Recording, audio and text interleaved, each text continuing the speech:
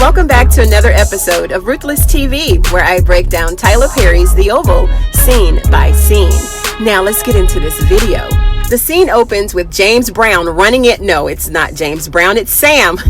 Sam is running in and he wants to make sure that everyone made it in safely, and they did. Everyone except Agent Norris, that is. He was actually killed while trying to protect the president and the first lady. Victoria and Hunter are actually sitting here arguing back and forth about who the bullet was actually meant for. We later discovered that it was actually meant for Hunter from Victoria's father, and we're going to get into that a little bit later. And Hunter never misses the opportunity to have a stiff drink and a warm hoo-ha. So he requested that they get Ellie and bring her in right now. Victoria, of course, does not want to stick around for that, so she tries to go upstairs, but Sam commanded that she sit down and wait until he can get everything secure. He said that he cannot let her go up there until he knows that everything is safe. And Hunter is curious to know how he can get her to obey. Victoria told him, oh, that's easy. It's his large peen. Then she started in with the jokes about Donald's sexuality, and Donald professes that he's not gay. So I guess at this point now everything is clear upstairs, so Sam leads Victoria upstairs. In the next scene, we see Kareem and Sharon coming back to the pharmacy. Apparently, Sharon has left her purse. Again, we have people coming directly into the pharmacy, but no one can see Dale. Kareem is big mad because Dale is not where he's supposed to be. He says that anyone can just walk in there and grab whatever they want. And Sharon is trying to stick up for Dale, saying that maybe he's in the restroom. And Kareem tells her that that's the problem with her, is that she trusts too many people. He thinks that Sharon is going to go back to his place with him,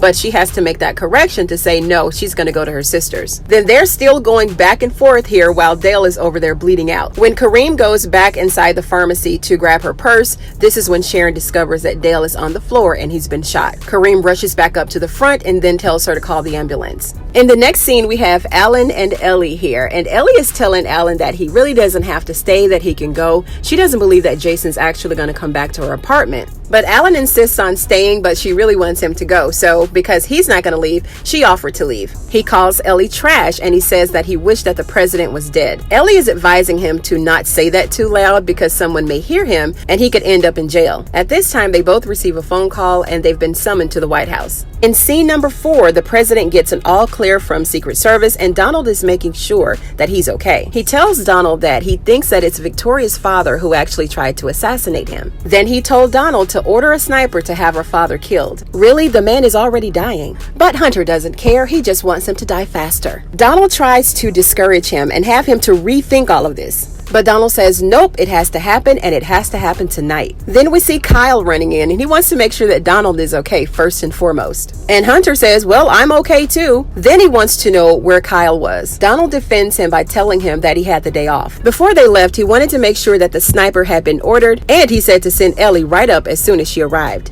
Then we cut to Nancy and Priscilla, and Nancy's sitting there, looks like she's sewing some clothes, and Priscilla walks in and she needs to talk. She tells Nancy to pull out the vodka because she's going through it. Nancy, of course, wants to know what's going on, and Priscilla is telling her that the information is very sensitive. But after that first shot of vodka, she let her know everything. She tells her that it was the first lady that Sam is having the affair with. And just judging from this conversation, it appears that Priscilla is unsure if she even has a job still. She tells Nancy that she wants to divorce Sam. Nancy tells her that Sam really loves her and that he only made a mistake. And Priscilla really thinks that Nancy is only speaking on her experience and from her experience and not really realizing that this is Sam's second time doing the same thing. And as Nancy is telling her to just hold on, to think about it and to wait a little while before getting a divorce, they hear the news broadcast that the president's life has been threatened and that a Secret Service agent has been killed. So I'm sure, of course, Priscilla thinks that it's Sam, and she leaves and goes to the White House right away. Then we cut to Jason and Alonzo, and Jason wants to know what happened. Alonzo tells him that there's been a security breach. Jason goes in with a lot of questions, and he's being very, very disrespectful to Alonzo. He's asking Alonzo about his wife, and he wants to know if he's attracted to his sister. Jason's conversation is going all off the rail. He then starts to talk about the blue table that's in front of them. He then asks Alonzo how many presidents have effed on the table. He wants to know the wildest thing that he's ever seen there. Then he tells him he's got a surprise. Jason pulls down his pants and starts touching himself. Alonzo is asking him to stop and tells him that it's highly inappropriate inappropriate.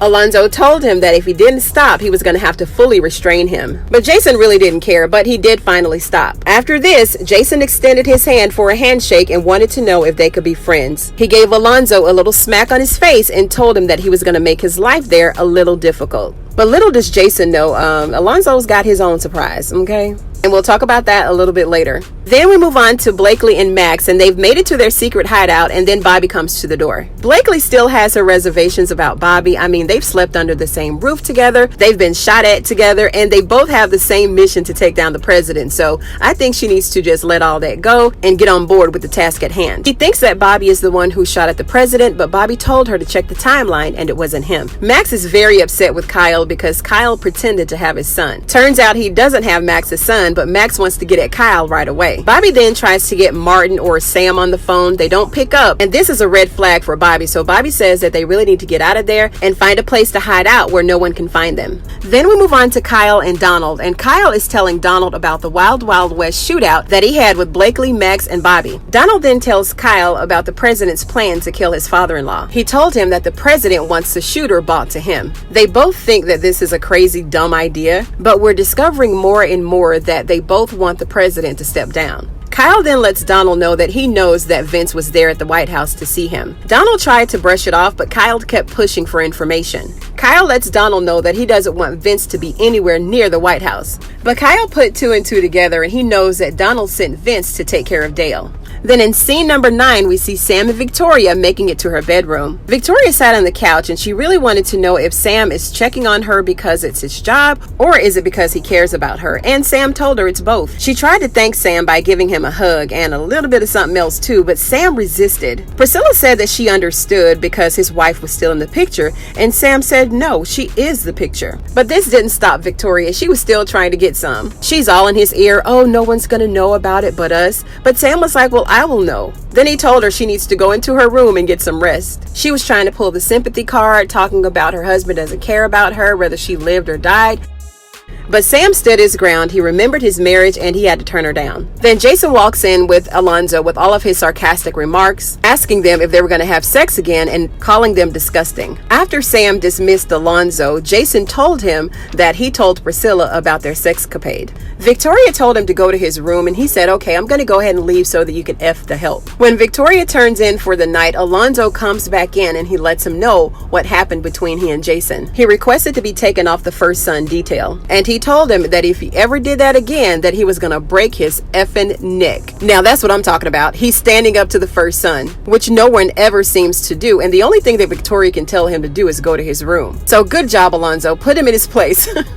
Then in scene number 10, we have Barry here lost, riding around in circles with his boys, can't find the compound. And his boy here is a little upset because he's thinking about that 100 stack that he can't get to. Barry gets a phone call from Richard, and Richard is warning him not to go back to the cult. He explained to Barry that the FBI is on the inside and that Callie is safe. Barry apologized to his boys and then he went home. Then we cut back to the pharmacy and we see Dale stretched out on the stretcher, so it looks like he's going to be okay. Kyle enters the store, but they're telling him that they're closed. He's asking about Dale and wants to know if he's going to be okay. Sharon then moves in a little bit closer because apparently she's recognizing him from somewhere. She's asking Kyle what his name is, but Kyle doesn't say anything. When Kyle walks out of the store, Sharon tells Kareem that she recognizes the guy from the video, the one who was talking to Dale. They realize that nothing was taken from the store, so they thought this was a little suspicious, and Sharon said that she's going to let Sam know because Dale did mention and he was complaining about a guy harassing him. So hopefully Sam will be able to put all of this together. Then right outside the pharmacy, we see Kyle calling Donald.